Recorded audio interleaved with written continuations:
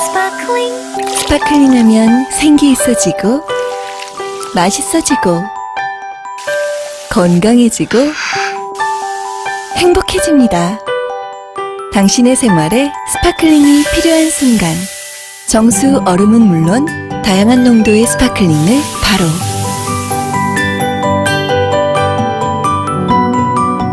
삼성 지펠 푸드쇼 케이스로 새로운 냉장고 생활이 시작됩니다. 네, 정규제 뉴스 2부 순서는 외신부터 국제 뉴스부터 시작합니다. 이소연 씨 부탁합니다. 2부 뉴스 시작합니다. 일본의 2분기 GDP 전망치가 마이너스대로 급락했습니다.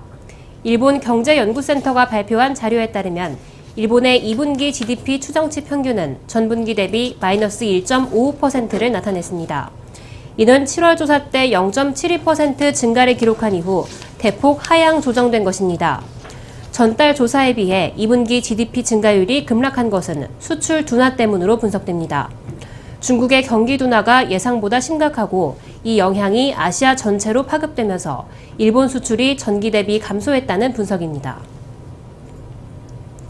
노벨 경제학상 수상자인 폴 크루그만 교수가 레스터 서로우 교수의 국가 간 경제 전쟁론을 허위에 가깝다며 혹평했습니다. 크루그만 교수는 현지 시간 11일 뉴욕타임스에 기고한 글을 통해 미국과 일본, 유럽연합이 글로벌 경제에서 경쟁 우위를 점하고자 치열하게 경쟁했는데도 결국은 뚜렷한 승자 없이 비슷한 경제 성장 곡선을 그려왔다며 이같이 주장했습니다. 국가 간 경쟁론은 1991년 서로우 교수의 저서 세계 경제 전쟁에서 등장한 개념입니다.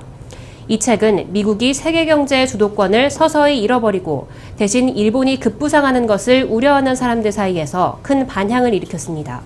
네, 이 얘기는 제가 조금 설명을 좀 드리도록 하겠습니다. 저는 사실 폴 크루그만을 물론 저보다야 비교할 수 없는 지력을 갖고 계신 분이라고는 생각합니다만은 폴 크루그만 교수의 주장은 그렇게 좋아하지는 않습니다. 좋아하지는 않는데 이 말은 맞는 얘기입니다. 오늘 지금 이 얘기는 제가 뉴스 중에 특별히 이제 이 뉴스를 택해서 여러분들께 들려드리는 이유는 대개 우리가 국가 간의 컴피티션이다, 경쟁이 치열하다, FTA를 한다, 그럼 뺏고 뺏기는 기업들 간의 치열한 시장 쟁탈전 이런 식으로 얘기하지 않습니까? 그래서 마치 국가 간의 무역도 쟁탈전이 벌어져서 하나의 파이를 놓고 한 명이 더 가져가면 다른 국가는 적게 가져가는 것인 것처럼 영토 빼앗기 전쟁하고 약간의 유비가 되어서 비슷하게 일반인들은 느낍니다. 그래서 이제 경제전쟁이다 이렇게 얘기하면 빼앗고 뺏기는 것처럼 생각하는 분들이 굉장히 많죠. 근데 폴 크루그만이 지금 레스터 스로우가 세계 헤드 투 헤드라는 책에서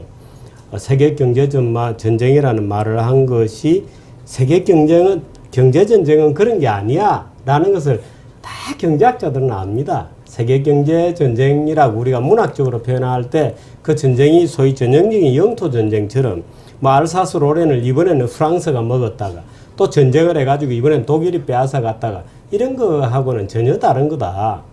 그 경제전쟁은 치열하게 경쟁을 하면 할수록 오히려 윈윈이 되는 것이다. 상호 협력하는 것이다. 그래서 코피티션이라는 말도 씁니다. 코퍼레이션하고 컴피티션을 합쳐서 코피티션이다 이렇게 얘기할 정도로 그 학자들 사이에서 다 아는 얘기인데 크루그만이 이제 레스터 스로우를 이제 한번 조질라고 비판하려고 이제 그걸 끌고 와서 레스터 스로우를 야 이 바보야 이렇게 얘기한 겁니다. 근데 그래서 제가 크루그만도 엉터리 경제학을 굉장히 많이 전파하거든요. 무조건 돈만 풀면 경기 가서 한다고 부두 저널리즘 같은 부두 경제학 같은 얘기를 한다고 제가 크루그만은 많이 비판을 합니다만은 그래도 이 말은 맞는 말이다 해서 제가 오늘 뉴스 하나 넣어봤습니다. 다음 뉴스입니다. 네. 미국 대통령 선거에서 민주당 좌익 후보들의 소식 연이어 전해드리겠습니다. 공유경제 개념을 창시한 로렌스 레식 교수가 2016년 미 대선에 민주당 예비 후보로 들어갔습니다. 현지 시간 11일 워싱턴 포스트에 따르면 레식 교수는 이날 크라우드 펀딩 사이트를 통해 다가오는 미 노동절까지 100만 달러가 모이면 민주당 경선 후보로 대선에 공식 출마하겠다고 밝혔습니다. 다만 레식 교수는 미국의 정치제도와 관습을 완전히 바꾸는 것이 목표라며 대통령에 당선되기 위해 출마하는 게 아니라고 덧붙였습니다. 이어 대통령에 당선되더라도 시민평등법만 제정되면 사의를 표명하겠다고 말했습니다.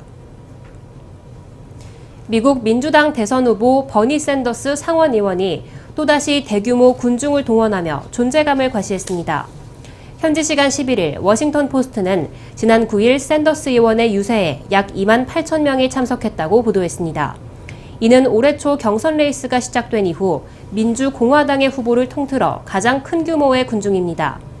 대선 출마 선언 초기에 샌더스는 크게 주목받지 못했지만 경제적 불평등 해소를 설파하며 유세장에 구름 관중을 몰고 다니기 시작했습니다. 지난달 1일 위스콘신주 대중 집회에는 만여 명, 지난달 18일 애리조나주 연설에는 11,000명 등이 운집하며 샌더스의 지지를 보냈습니다. 힐러리 클린턴 전 국무장관의 뻔한 승리가 예상됐던 민주당 경선은 샌더스 의원이 뛰어들며 새로운 돌풍을 일으키고 있습니다. 유로존 위기 속에서도 독일이 유럽 내 위상을 높여가고 있습니다.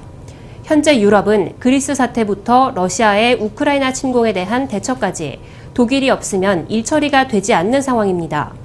또 독일에 대한 견제 세력이 없고 재정 긴축 등 독일의 강압적인 태도로 인해 독일의 힘이 지나치게 커지는 것 아니냐는 우려도 제기되고 있습니다. 독일의 위상이 커진 현재의 상황에서 유럽 내 권력 지형이 어떻게 다시 균형을 찾을지 관심이 주목되고 있습니다. 인권단체 국제 앰네스티가 성매매 행위를 처벌하지 말자는 입장을 밝혀 논란이 되고 있습니다. 오늘 AP통신 등에 따르면 앰네스티는 아일랜드 더블린에서 열린 대의원 총회에서 성매매를 처벌 대상에서 전면 제외하는 방안을 통과시켰습니다. 앰네스티의 결정에 대해 세계 여성단체들은 거세게 반발하고 있습니다. 프랑스 매춘 폐지 연합은 앰네스티가 여성을 성적 학대에서 보호하는 대신 포주와 성매수자 처벌 면제를 택했다고 강하게 비난하며 앰네스티와의 협력을 끊겠다고 선언했습니다. 네, 참 이 어려운 문제들이 많죠. 독일이 점점 강력해지고 있어서 미국이 태클을 걸고 있다는 얘기는 지난번에 그리스 구제금융을 둘러싼 여러 가지 논란 가운데서도 굉장히 불거졌던 문제입니다. 아마 미국으로서는 독일이 점차 아주 유럽 안에서 지배적 권력이 되고 있다는 데 대해서는 상당히 미국 안에서 우려의 소리가 많은 것 같고, 지금 민주당의 좌익 후보들이 아주 총출동하고 있다는 얘기는 저로서도 굉장히 걱정스러운 얘기입니다. 물론 이게 꼭 좌쪽만 그런 것은 아니고 공화당 안에서도 보면은 굉장히 울트라 라이트 쪽에서 많은 후보가 지금 100명이 넘는 후보가 나와 있다 그러지 않습니까?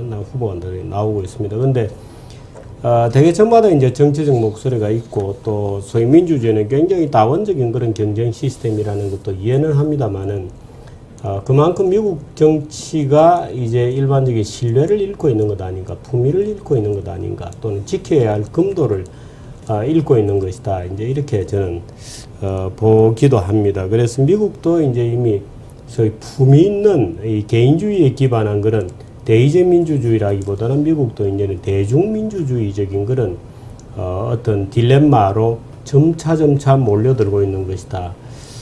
또 그런 몰려들고 있는 어떤 그런 변화는 소위 이민의 유입 또는 말하자면 전통적인 백인들의 어떤 품위 있는 질서가